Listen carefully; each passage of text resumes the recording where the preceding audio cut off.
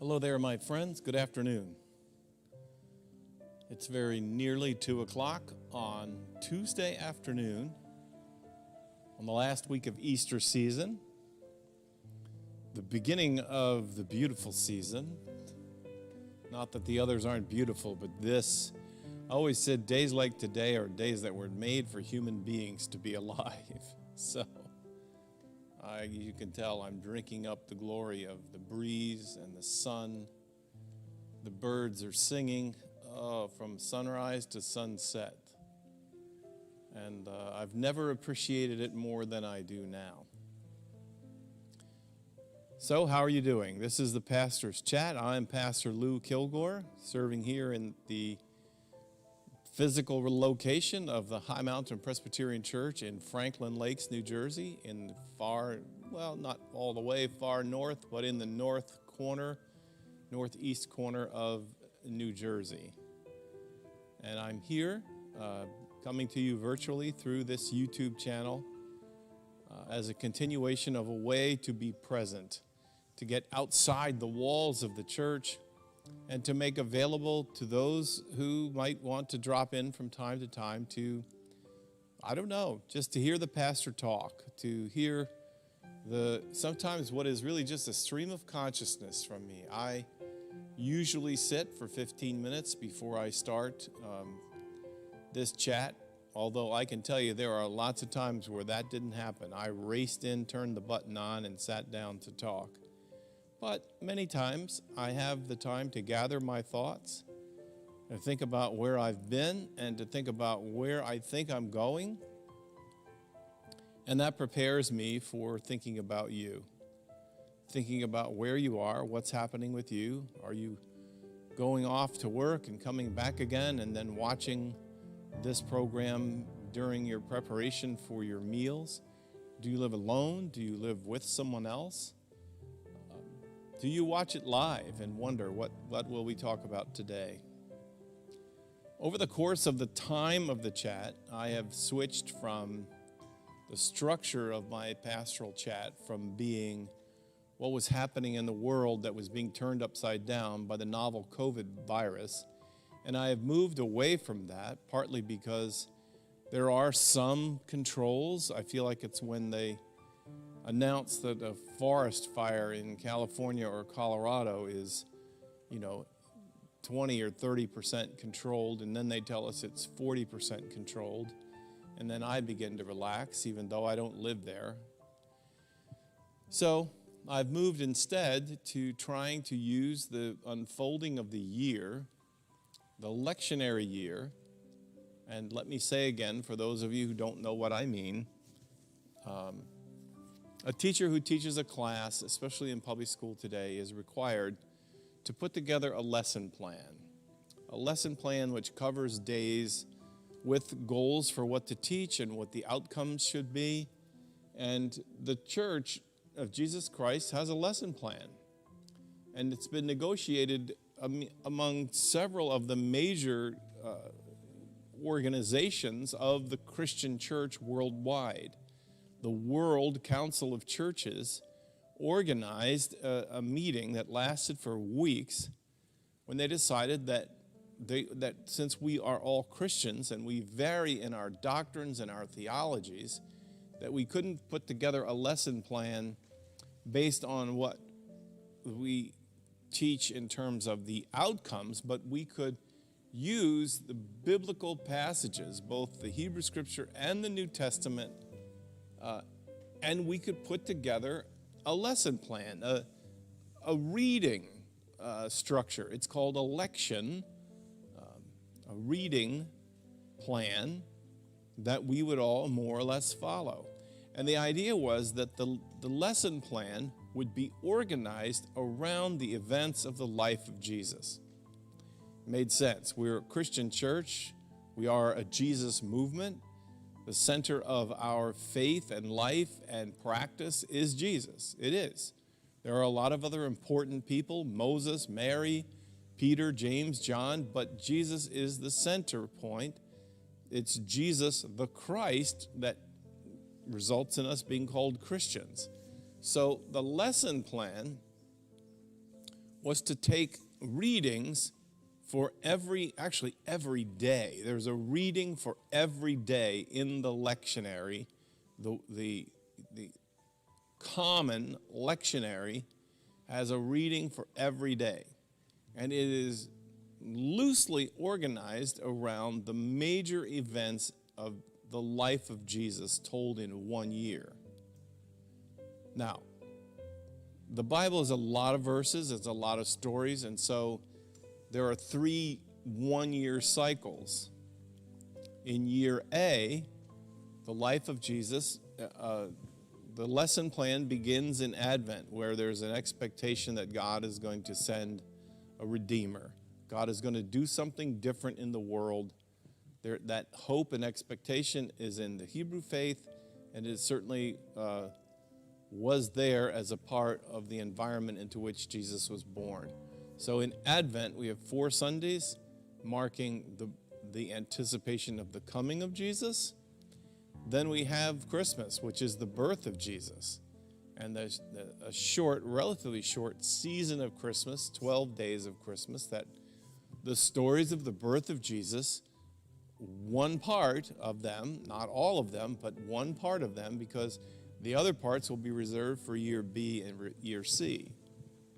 Then we are in Epiphany, which is what are the discoveries that humanity made? What came out of the birth of Jesus and of the early years of Jesus' life?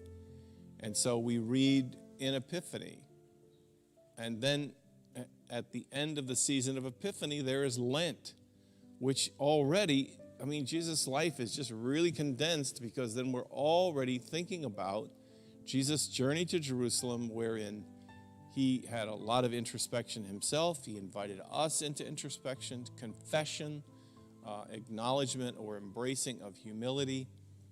And that leads right up then to Good Friday, to Easter, and now to the Easter season. What are the lessons from the life, death, and resurrection of Jesus for this season of the year?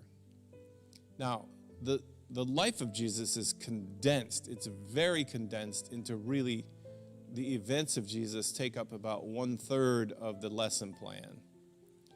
The rest of the lesson plan is, how are we supposed to live now that Jesus has come? How are we supposed to live? How are our lives supposed to be different? What's the difference between us as followers of Christ and those who are not? Those who know the story of his birth, his life, his death, his resurrection? What's the difference between us and the others? The season of Easter begins to lay the foundation for that. And we hear in the reappearances of Jesus over and over again, he draws out from the many stories of his life, the feeding of the 5,000, the miracles of healing, the experiences of confrontation with the scribes and the Pharisees. In these 50 days, especially on the Sundays of these 50 days, we listen as Jesus sifts his hands through all the lessons he's taught and leaves us with the principal thing. What is the principal thing? And on Maundy Thursday, Jesus says the principal primary thing is, I've come to show you the meaning of loving your sisters and brothers on this planet. And that love is demonstrated through figuring out how to serve them, how to be a servant of your sisters and brothers who occupy this planet. In any race, in any gender, any sexual orientation, any existence of human life, we are called as human beings to serve our sisters and our brothers. That is love. That is love, and that is God at work still creating life in the world. Because the world begs to be treated badly. The world is a place full of brokenness, full of greed and selfishness and revenge. This is an intervention of God. An intervention of God that began first with Jesus, and then he leaves us those diamonds, those gems of how then we are to live. If we have heard his message, we have received the love of God, accepted forgiveness for our sins, and accepted too that God is calling us and commissioning us to live lives of service that make a difference in the world. And then at the point we're at right now, how am I going to do that? How can I do that? How can I do that? What is the thing that is supposed to give me the power to rise above the circumstances of my life? I am not Jesus. I am not. So how can I be Christ in the world? And in this week, the week after Jesus has literally been lifted up, I read the passage again this morning, that Jesus was with them and talking with them and gave them the final instructions.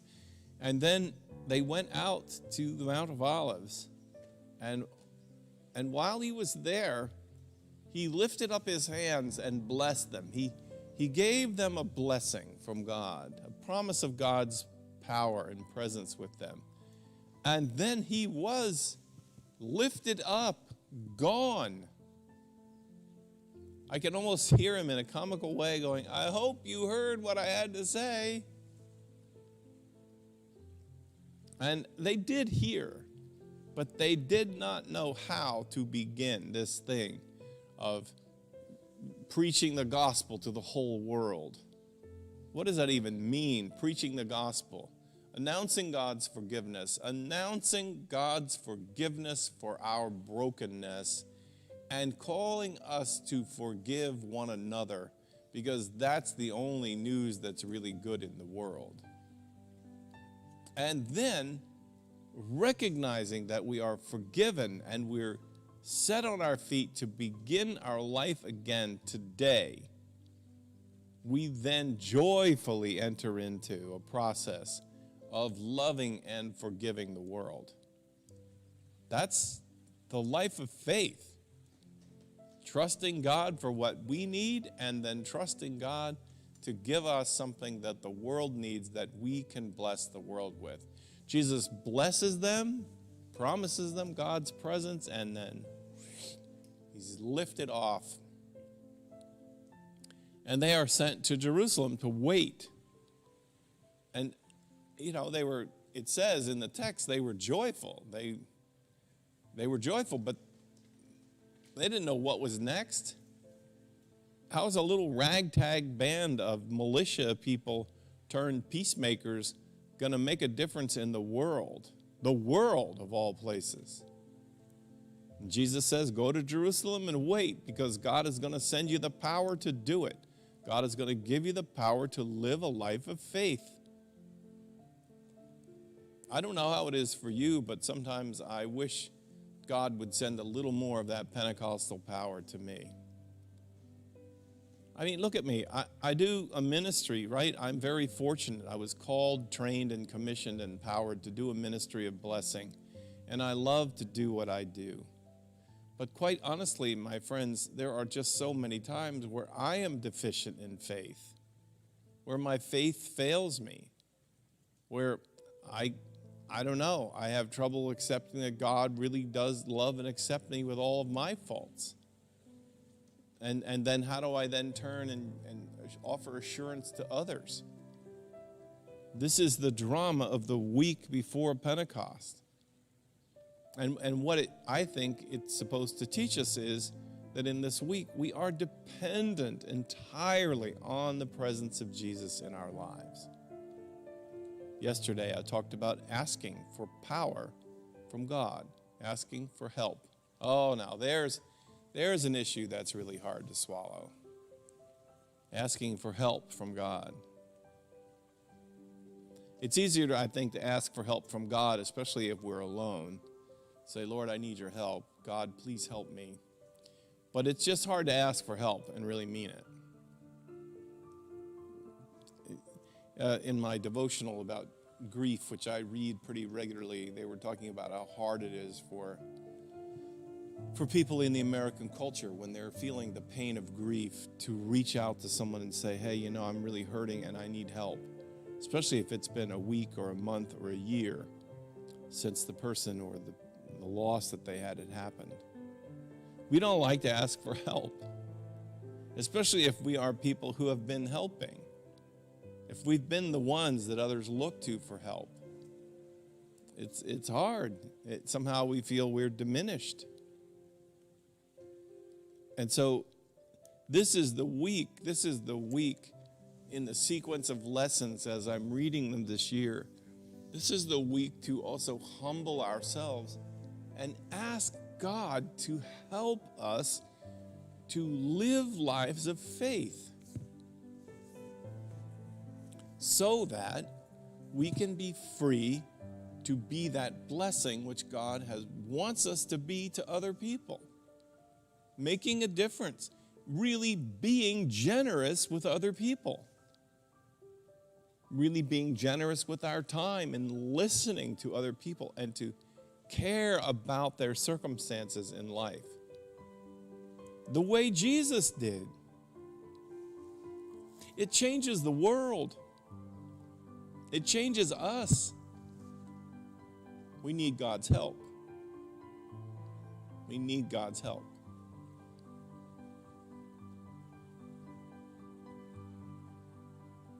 So, how are you in the trust business? How are you doing in the faith business? Does worry overcome you? It does me sometimes.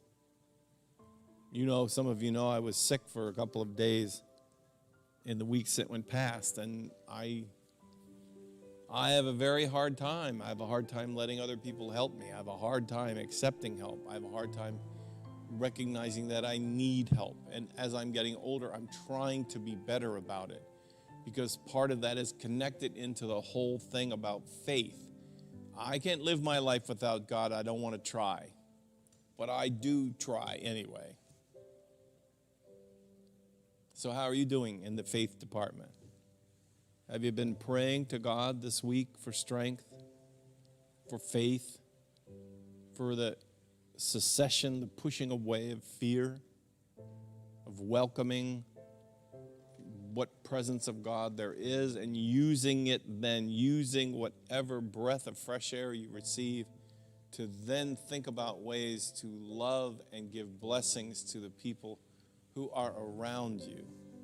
Even if it's just your caregiver, even if it's just someone that you might talk to on the phone once in a while.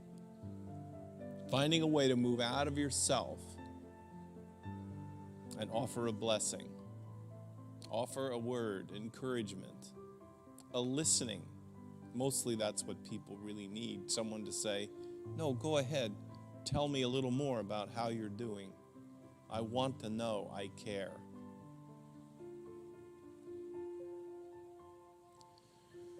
Well, in the lesson plan for being a Christian for the year B, which is what we are in, that's where we're at.